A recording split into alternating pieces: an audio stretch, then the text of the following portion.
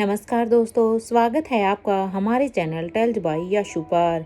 यहाँ पर आपको मिलेंगी रोचक और सस्पेंसफुल कहानियाँ। अगर आपको यहाँ पर हमारी कहानियाँ पसंद आती हैं तो कृपया करके आप हमारी वीडियोस को लाइक करें, इसको अपने दोस्तों को साथ शेयर करें और साथ के साथ अपना कमेंट करना ना भूलें।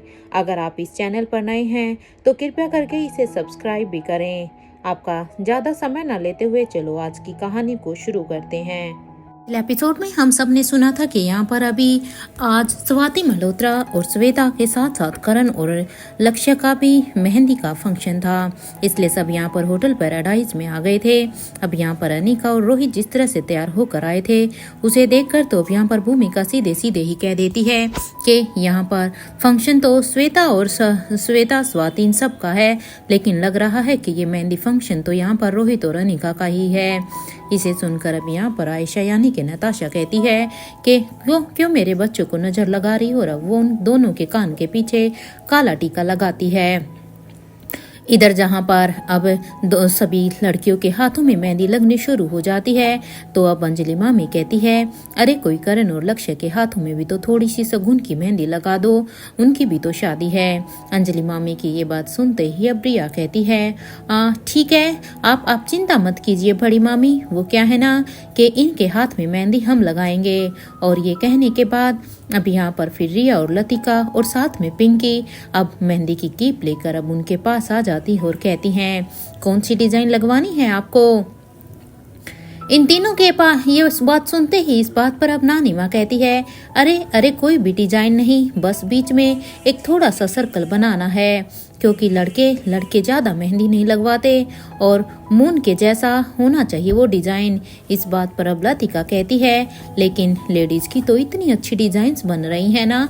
तो लतिका की ये बात सुनकर तो वहाँ पर अब सभी जोर जोर से हंसने लगते हैं, क्योंकि लतिका का लॉजिक भी तो सही था। जब इन सब की शादियाँ हो रही हैं यानी कि स्वाति और श्वेता की, तो उनके हाथ और पैर तो इतने भरे हुए हैं डिजाइन से, लेकिन अगर करण और लक्ष्य की तरफ देखा जाए तो उनके हाथ पर बस एक गोल सर्कल के लिए बोला जा रहा है। तो अब जैसे ही सब हंसते हैं तो अब पिंकी कहती हैं, अरे लतिका ने कुछ गलत तो नहीं कहा है ना, देखो बात तो बिल्कुल सही है, भला इन दोनों की भी तो शादी है, तो इनके हाथ में सिर्फ छोटा सा डिजाइन ही क्यों, इनके हाथों पर भी पूरी मेहंदी होनी चाहिए ना। पिंकी की इस बात पर अब अंजलि मामी उसे समझाते हुए कहती हैं, आप लड़कियों को जैसी मेहंदी लगानी है लगा लो, ऐसा समझ लो कि इनके हाथ ड्राइंग बुक है, इसलिए इनके हाथों को ड्राइंग बुक समझकर तुम्हें जो भी कुछ करना है वो तुम आज कर सकते हो। और आपको ड्राइंग करनी है। ये सुनते ही अब तीनों ही लड़कियां अब हाँ में अपना सिर हिलाती है और उनके फेस पर स्माइल थी, और अब वो काफ़ी एक्साइटमेंट के साथ अब अपने काम में लग जाती हैं। तो यहाँ पर अब आकाश कुलेरिया कहते हैं, भाई लोग हम लड़कों के काम शुरू हो गए हैं, इसलिए अपनी अपनी पार्टनर को अपने हाथों से खाना खिलाना होगा, क्योंकि देखना इन सब ने तो अपने हाथों में इतनी मेहंदियां लगवा ली हैं, तो अब ये तो अपने हाथों से खाना खा नहीं पाएगी, इसलिए अब हमें अपनी अपनी ड्यूटी को संभाल लेना चाहिए ताकि हमारी पार्टनर भूखी ना मरे इस फंक्शन में। आकाश की इस बात पर अब निखिल हामी भरते हुए कहता है कि इसमें कौन सी बड़ी बात है आकाश, मेरे ख्याल से तो हमें अभी खाना खा लेना चाहिए, क्योंकि इसके बाद तो हमें इन्हें ही खिलाना होगा। अभी जब तक इनके हाथों पर मेहंदी लग रही है तब तक हमें अपनी पेट पूजा कर लेनी चाहिए, नहीं तो फिर इन सब के पीछे पीछे भागने में कहीं ऐसा न हो कि हमें ही कोई खाना खिलाने वाले की मदद पड़े। निखिल की इस बात पर अब यहाँ पर एकदम से सभी लड़के हंसने लगते हैं और वो सभी अब उसकी बात से सहमत होते हैं कि निखिल कह तो बिल्कुल सही रहा है, सबसे पहले उन्हें ही खाना खा लेना चाहिए, उसके बाद वो अपनी अपनी पार्टनर को खाना खिलाएंगे, तब तक उनके हाथों में भी मेहंदी पूरी तरह से लग जाएगी। यहाँ अब नताशा से पूछा कि आपके हाथ में क्या नाम लिखूं, क्योंकि जो मेहंदी लगा रही थी वो अब नताशा से नाम पूछती है। तो उस लड़की की ये बात सुनते ही अब नताशा, यहाँ पर अक्षय बोलने ही वाली थी, उसके मुंह से निकलने ही वाला था कि तभी उसकी नज़र अब अचानक से धनंजय पर जाती है। तो अब यहाँ पर वो नताशा कहती है, रहने दो, मेरा कोई पार्टनर नहीं है, मैं सिंगल हूँ। नताशा की ये बात सुनते ही यहाँ पर सुहासिनी मारवा एकदम से ही हैरान होती है, क्योंकि सुहासिनी मारवा को यहाँ पर आयशा मारवा की ये बात बड़ी ही अजीब लगती है। इसलिए अब सुहासिनी मारवा बीच में ही बोलते हुए कहती है, बिल्कुल बिल्कुल सही कहा है मेरी बहू ने, और तुम चुपचाप डिजाइन बनवाओ। ये सुनते ही अब नताशा मन ही मन सुहासिनी मारवा को पता नहीं क्या क्या बोल रही थी, और साथ ही साथ वो उन्हें अब गुस्से से देखकर अपने मन में भी कहती है, मुझे तो समझ में नहीं आता है कि इस बुढ़िया को आयशा कैसे झेलती है। अरे सच में इस बुढ़िया को झेलना सबसे मुश्किल टास्क है। पता नहीं आयशा ने कैसे ही अपने इतने साल निकाल दिए।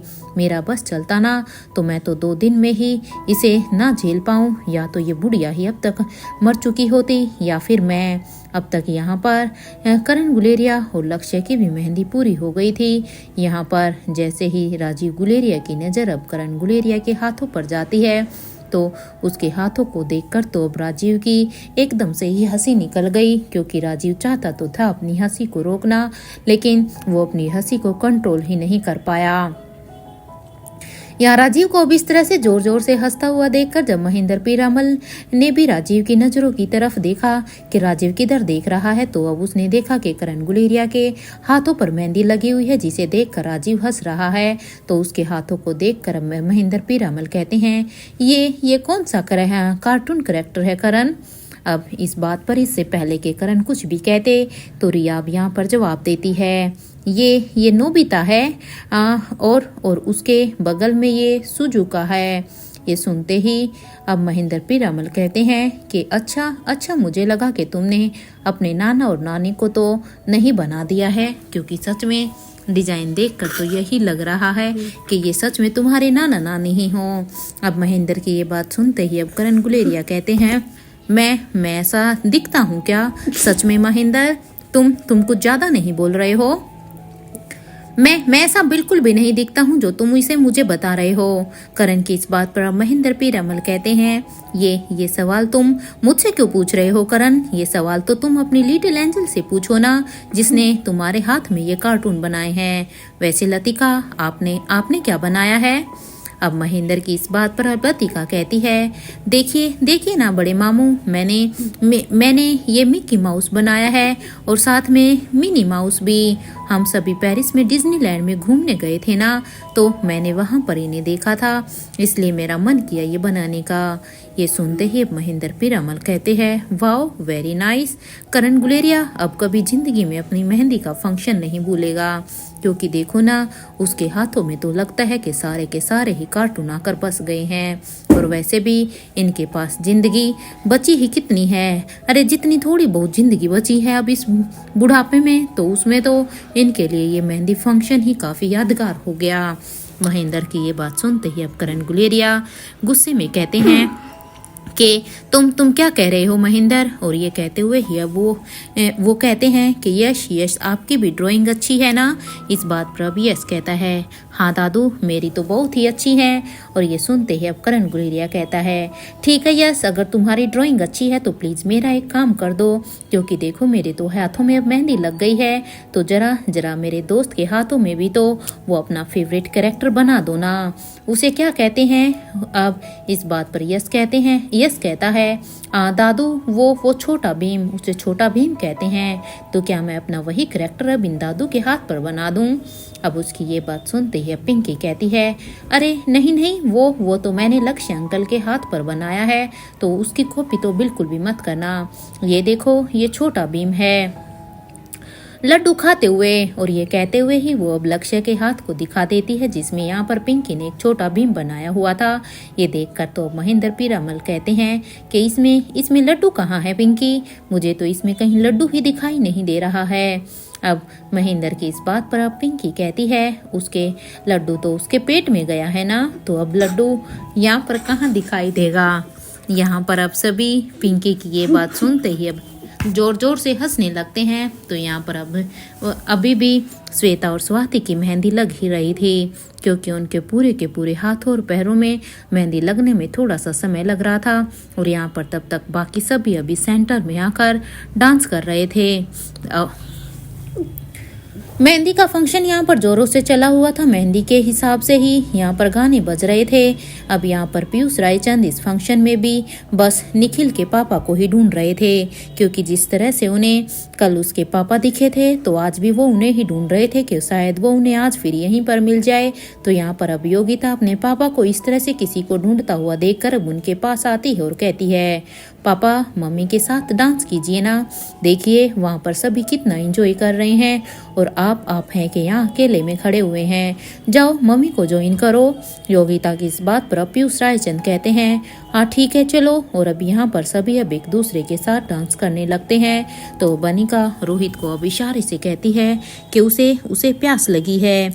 यहाँ रोहित अब बनिका के इशारे को अच्छे से समझता है और अब वो समझते हुए ही वो अपने स्टाफ के पास जाकर अब उनसे कहता है, एक काम करो, सभी लेडीज को गिलास में जूस, सॉफ्ट ड्रिंक, पानी उन्हें सर्व कर दो, क्योंकि अब उन्हें प्यास लगी होगी। ध्यान रहे कि हर गिलास में स्ट्रॉ होना चाहिए ताकि उन्हें उस गिलास को उठाने में दिक्कत ना हो। इस बात पर अब वो स्टाफ कहता है, श्योर सर। और यहाँ पर अब रोहित के कहे अनुसार सभी स्टाफ अब ड्रिंक को गिलास में डालने लगते हैं। तो वहीं रोहित अब एक गिलास को लेकर अनिका के पास जाता है और अब वो उसे पीने के लिए कहता है। यहाँ अनिका ने जब पानी पी लिया तो अब रोहित कहता है, अनिका क्या तुम कुछ खाओगी, क्योंकि अनिका के हाथों में भी मेहंदी लगी हुई थी। इस बात पर अब अनिका कहती है, मिस्टर मारवा मुझे भूख तो लगी है। इस बात पर अब रोहित कहता है, फिर ठीक है, अगर तुम्हें भूख लगी है तो चलो मेरे साथ। और ये कहते हुए ही रोहित अब अनिका को खड़े होने में उसकी मदद करता है। अब वो अनिका के कंधे को अच्छी तरह से पकड़कर उसे सामने टेबल की तरफ लेकर जाने लगता है। इधर कुछ ही देर की वॉकिंग डिस्टेंस के बाद वो जब वहां पर पहुंच जाते हैं तो अब रोहित यहाँ पर एक चेयर को थोड़ा सा पीछे करता है ताकि अनिका उस चेयर पर आसानी से बैठ जाए।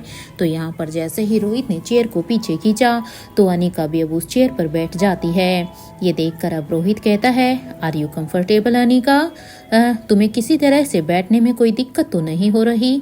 अब रोहित की इस बात पर अब अनिका हाँ में अपना सिर हिलाती है और कहती है, थैंक यू मिस्टर मारवा, मैं पूरी तरह से कंफर्टेबल तरीके से बैठी हुई हूँ। अब अनिका की ये बात सुनते ही रोहित कहता है, मैं तुम्हारे लिए तब तक कुछ खाने के लिए लेकर आता हूँ अनिका, तब तक तुम यहीं पर बैठो। रोहित की इस बात पर अब अनिका भी कहती है, हाँ ठीक है। यहाँ पर इधर सनी और ओमकार ये दोनों ही साथ में अब कहते हैं ये दोनों साथ में ही एक दूसरे से खाते हुए ही बातें कर रहे थे कि तभी अब दोनों के खानों में भी यहाँ पर आवाज आती है। कितनी लकी है ना अनिका दीदी, जीजू सच में उनका कितना ख्याल रखते हैं, सच में क्या किस्मत पाई है अनिका दीदी ने। अब उनकी ये बात सुनते ही अब ओमकार कहता है, ऐसा नहीं है, देखो हम भी आप दोनों को लेकर आए हैं ना। ये सुनते ही अब सनी ओमकार को हैरानी से देखता है।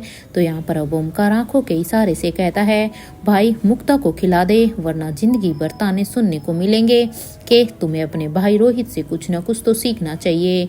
जबकि रोहित अपनी बीबी अनिका की कितना ख्याल रखता है। यहाँ पर अब अपने दोस्त ओमकार की इस बात को इशारों से ही समझकर अब सनी कहता है, हाँ मुक्ता लीजिए ना, क्योंकि ओमकार और सनी ये जब खाना खाने के लिए यहाँ पर आए हुए थे तो ये अब अपने साथ प्रीति और मुक्ता को भी लेकर आ गए थे। अब ये कहते हुए ही अब एक स्पून अब मुक्ता के मुंह के पास लेकर जाने लगता है। तो यहाँ पर अब मुक्ता खाते हुए ही कहती है, थैंक यू सनी जी। और यहाँ पर अब सुधीर मारवा अब अपनी वाइफ से कहते हैं, तुम एक काम करो, आज का खाना स्किप कर दो, इसी बहाने से तुम्हारा वजन थोड़ा सा कम हो जाएगा, क्योंकि देखो तुम कितनी मोटी होती जा रही हो। इधर उस सुधीर की ये बात सुनते ही अब रेणुका कहती है, चुप कीजिए जी आप, मेरे वजन को लेकर बोलने की क्या जरूरत है आपको, आप तो घर चलिए, आपको फिर मैं याद दिलाती हूँ, अगर आपको मुझे खाना नहीं खिलाना तो आप साफ साफ मुझे मना कर दीजिए ना कि आप मुझे खाना नहीं खिला सकते हैं। इस तरह से आप मुझे मोटी भी क्यों कह रही हैं। और हाँ, अब तो मुझे आपके हाथ से कुछ भी खाना नहीं है, जाओ मैं किसी और से ही खा लूंगी, मैं खाना खाने के लिए तब तक किसी और को ढूंढ लेती हूँ। इधर रेणुका को इस तरह से नाराज होता हुआ देखकर उसकी इस बात पर अब सुधीर मारवा कहते हैं, अरे इस उम्र में कोई दूसरा तुम्हें नहीं मिलेगा रेणुका, इसलिए मैं जैसा भी हूँ मुझसे ही काम चला लो और अभी चुपचाप खाना खाओ, क्योंकि तुमने मेरे लिए इतने सालों से करवा चौथ का तुम व्रत भी तो कर रही हो ना, इसलिए आने वाले 7 जन्मों के लिए तो देखो मेरी ही बुकिंग हो गई है। मैं तुम्हारे लिए 7 जन्मों तक बुक हो गया हूँ, इसलिए अभी तो मुझसे ही काम चलाओ। इधर उस सुधीर की ये बात सुनते ही अब रेणुका मारवा कहती है, उम्मीद करती हूँ कि ये तुम्हारे साथ मेरा 7वां जन्म हो।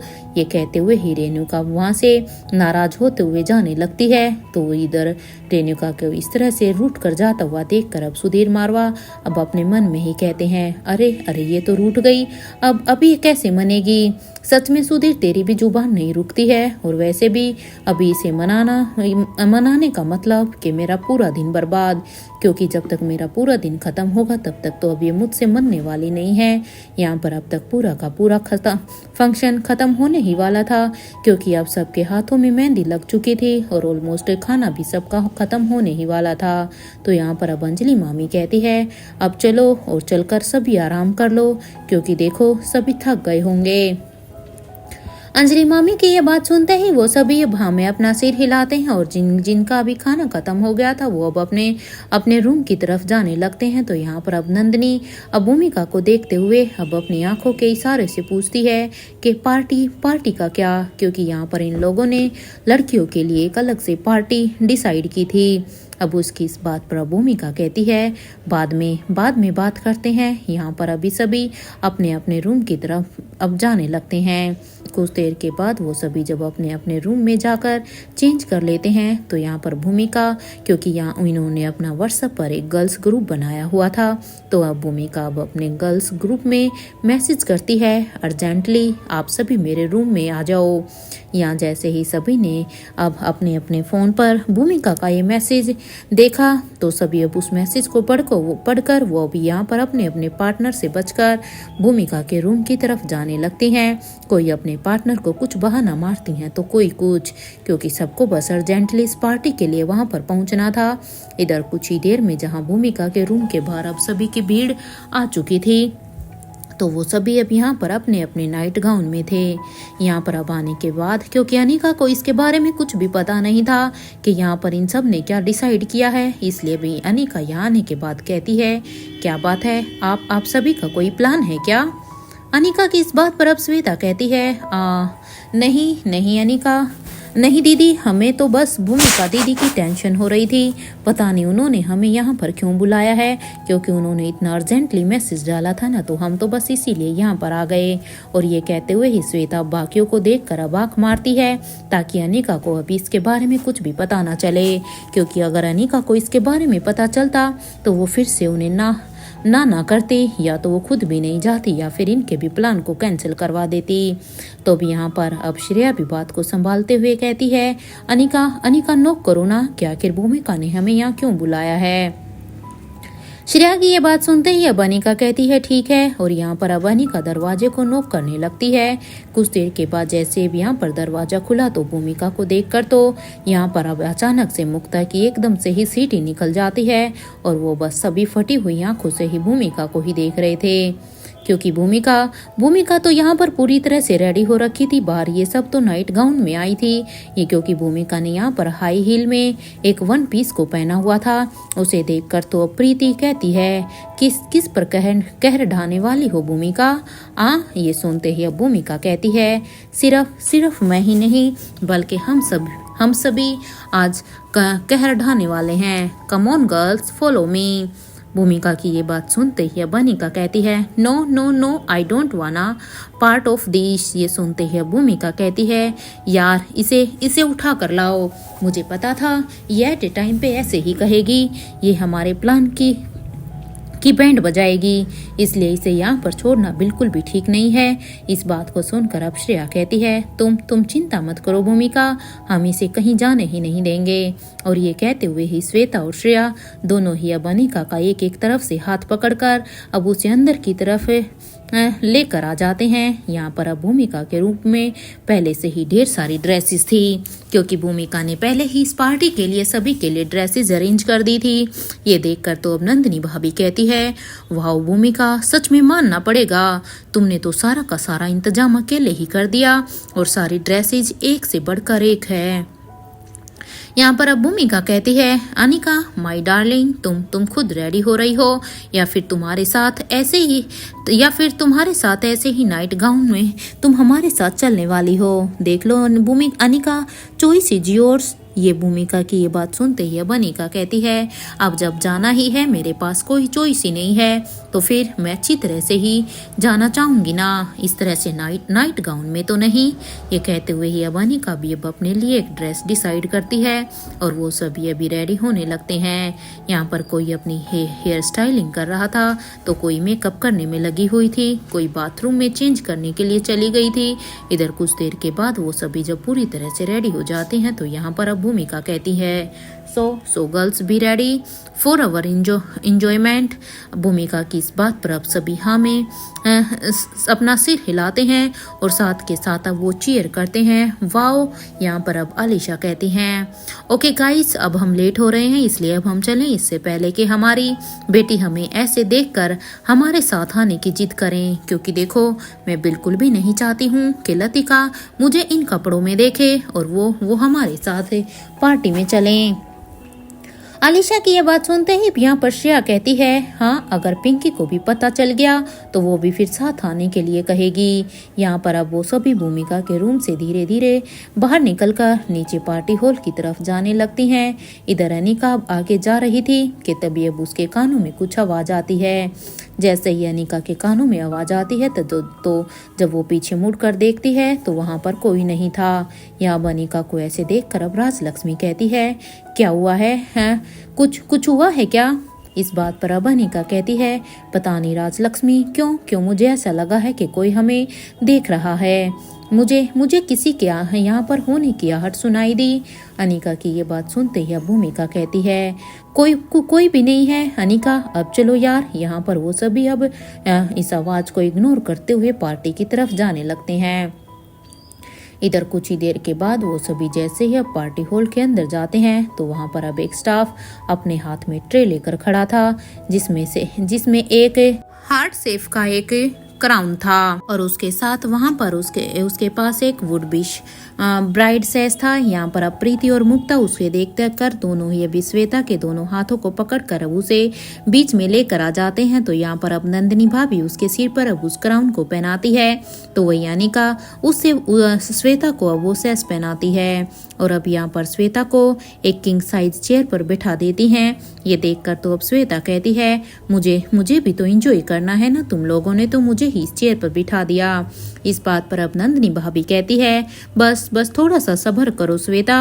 यहाँ भूमिका अब कहती है, डीजे म्यूजिक। इधर भूमिका की इस बात पर अब उस हॉल में अब पार्टी म्यूजिक शुरू हो जाता है, क्योंकि भूमिका ने यहाँ पर पहले ही सारा अरेंजमेंट करवाया हुआ था। तो वहाँ पर अब सभी अपने डांस में मगन हो जाते हैं। तो यहाँ जैसे ही अब एक गाना खत्म हुआ तो अब राजलक्ष्मी कहती है, यार ब्रेकअप सॉन्ग लगाओ ना। राजलक्ष्मी की ये बात सुनते ही अब मुक्ता कहती है, क्यों ब्रेकअप सॉन्ग, क्यों, किसका ब्रेकअप हुआ है? वैसे गाना अच्छा है, मेरे सैया जी से आज मैंने ब्रेकअप कर लिया, अगर ये वाला है तो यही चला लेते हैं। ये सुनते ही अब भूमिका कहती है कि ठीक है फिर इसी को ही बजवाते हैं। इधर इस गाने को यहाँ पर अब सभी उस गाने को एंजॉय करने लगते हैं। जब ये गाना बजना शुरू हुआ एक दूसरे के साथ ही, तभी यहाँ पर अब नंदिनी की नज़र सामने दरवाजे पर जाती है। जैसे ही नंदिनी की नज़र डांस करते हुए दरवाजे पर गई तो सामने देखकर तो वो उसे मानो वो एकदम से ही शॉक हो जाती है और वो अपने डांस को एकदम से ही वहीं पर रोक देती हैं। या अब नंदिनी को इस तरह से एकदम शौक में देखकर अब श्रेया कहती है, क्या हुआ है नंदिनी? इस बात पर अब नंदिनी भाभी अब अपनी आंखों के इशारे से श्रेया को अब दरवाजे की तरफ देखने के लिए कहती है। तो अब यहाँ पर श्रेया भी श्रेया के साथ साथ अब बाकी सभी एक एक करके जब सभी दरवाजे की तरफ देखते हैं तो सामने देखकर तो सभी को मानो 440 वोट का एक शॉक लगता है, झटका लगता है और यहाँ पर सभी का ही डांस अचानक से ही रुक जाता है और वो सभी अब एक दूसरे के पीछे छुपने लगते हैं। जहां एक तरफ होटल पैराडाइज में इन्हें इतना शौक लगता है तो वहीं दूसरी तरफ दिल्ली एयरपोर्ट पर कुछ लोग बाहर आ रहे थे। उनके साथ आ रही एक औरत अब कहती है, आप दोनों होटल जाइए, मैं बस थोड़ी ही देर में वहां पर आती हूँ। इस बात पर अब उस औरत के कान में अब एक स्वीट सी आवाज आती है, मम्मा आप मुझे और डैड को छोड़कर कहाँ जा रही हो? इस बात पर वो औरत कहती है, आप दोनों जाइए, बस मम्मा भी आती है।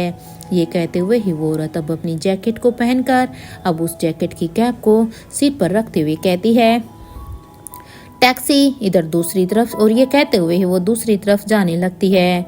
तो ये देखकर अब वो लड़की जिसका नाम यहाँ पर करिश्मा था वो अब कहती है, डैड मॉम कहाँ गई है? इस बात पर अब उस बच्ची के पापा कहते हैं, करिश्मा हम चले जहाँ जाने के लिए हम आए हैं, क्योंकि देखो हम तो यहाँ पर अपने काम के लिए आए हैं ना, इसलिए तुम्हारी मम्मा वहाँ पर अपने आप आ जाएगी।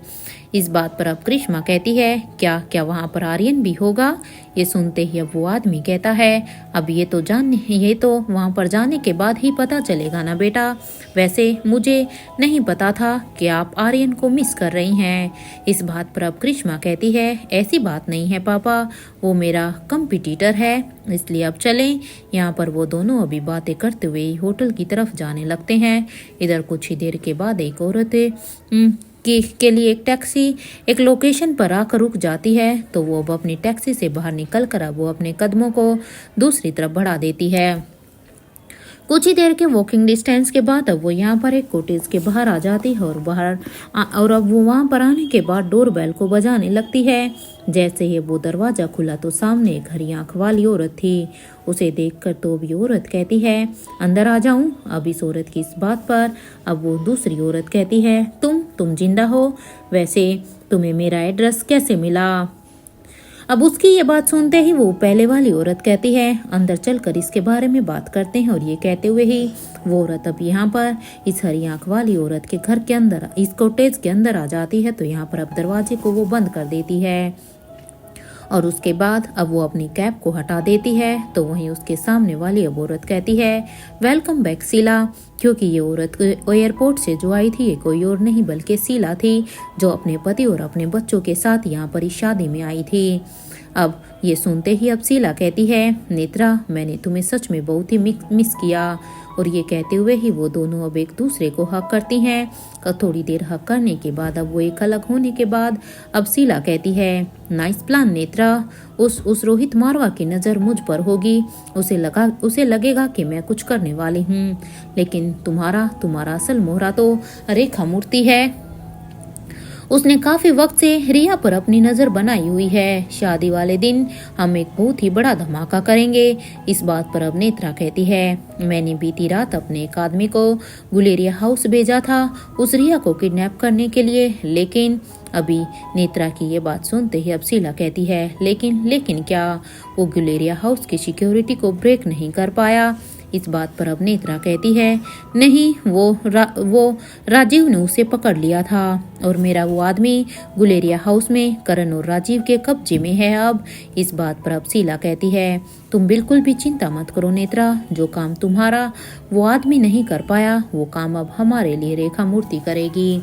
और देखो रेखा मूर्ति के ऊपर तो किसी को शक भी नहीं होगा, क्योंकि वो तो उन्हीं की लोग है ना, उसके ऊपर तो अब शक करना भी मुश्किल है। ये सुनते ही अब नेत्रा कहती है, मुझे हमारे वो 4 लोग चाहिए एट एनी कॉस्ट, क्योंकि बहुत लंबे समय से वो उसी के कब्जे में है। ये सुनते ही अब शीला कहती है, अगर उसके लिए रिया को मारना पड़े तो देखो, मारने से बिल्कुल मत घबराना, उसे मार देना, लेकिन उन 4 लोगों को तो हमें वापस अपने लिए लाना ही है। ये सुनते ही अब नेत्रा कहती है, अच्छा शीला एक बात बताओ, तुम स्वाति की सगी बहन ही हो ना? क्योंकि मुझे इस बात पर शक है, कहाँ स्वाति और कहाँ तुम? नेत्रा की इस बात पर अब शीला कहती है, तुम्हारी जिस माँ ने तुम्हें अडॉप्ट किया था ना, उसने सालों पहले एक कांड किया था जिसके बारे में कोई नहीं जानता है सिवाय मेरे। अब तुम्हें इतना हिंट देती हूँ कि स्वाति मल्होत्रा और रेवती पीरामल के जन्म में बस 2 दिन का ही फर्क है। ये सुनते ही अब नेत्रा अपने दिमाग में कुछ कैलकुलेशन करने लगती है और अब वो कहती है, हमने कभी नालिशा के ऊपर जानलेवा वार किया है, लेकिन जब रानी रेवती थी तो हमने सिर्फ राजमहल पर अटैक किया था, और वो भी तब जब हमें पता था कि किंग रेवती को बचा लेंगे। इसका मतलब कि अब यहाँ पर ये सुनते ही अब शीला के चेहरे पर एक डेविल सी स्माइल आ जाती है और वो अब कहती है, तुम स्मार्ट हो, लेकिन स्वाति इस दुनिया में कैसे आई है? या मैं यूँ कहूँ कि कवि नवंतिका ने क्या क्या किया है वो तो बस वही जानती हैं, क्योंकि स्वाति का कोई पता नहीं है। ये सुनते ही अब नेत्रा कहती है, क्या बकवास कर रही हो तुम? अगर मैं तुम्हारी बात मान भी लूँ कि वो स्वाति कवि ने अवंतिका की बेटी है, तो उसके पापा तो फिर इंद्रजीत पीरामल हुए ना। अब ये सुनते ही अब शीला कहती है, नहीं, वो स्वाति के पिता नहीं है। कवि नवंतिका माँ कैसे बनी और उन्होंने स्वाति को कैसे जन्म दिया, ये एक मिस्ट्री है। और वैसे भी वो स्वाति मल्होत्रा कोई नॉर्मल नहीं है। ये सुनते ही अब नेत्रा कहती है, वैसे माँ ने इन दोनों बच्चों को बदला कैसे? अगर इनका अदला बदला हुआ है तो? ये सुनते ही अब शीला कहती है, ये बात तो तुम अपनी माँ से जाकर पूछना। अब यहाँ पर शीला की ये बात सुनते ही अब नेत्रा कहती है, बड़ी रानी को सच बता दूं और उन्हें हमारी तरफ कर लूं क्या? ये सुनते ही अब शीला कहती है, पॉसिबिलिटी कम है कि रेवती हमारा साथ देगी, क्योंकि मुझे नहीं लगता कि इस काम में रेवती हमारा बिल्कुल भी साथ देगी, क्योंकि वो तो हमेशा से ही किंग की तरफ थी। इस बात पर अब नेत्रा कहती है, क्या ये सच पार्वती मल्होत्रा जानती है, यानी कि तुम्हारी माँ? इस बात पर अब शीला कहती है, पता नहीं, यहाँ तक कि खुद पापा को भी ये सच नहीं पता था।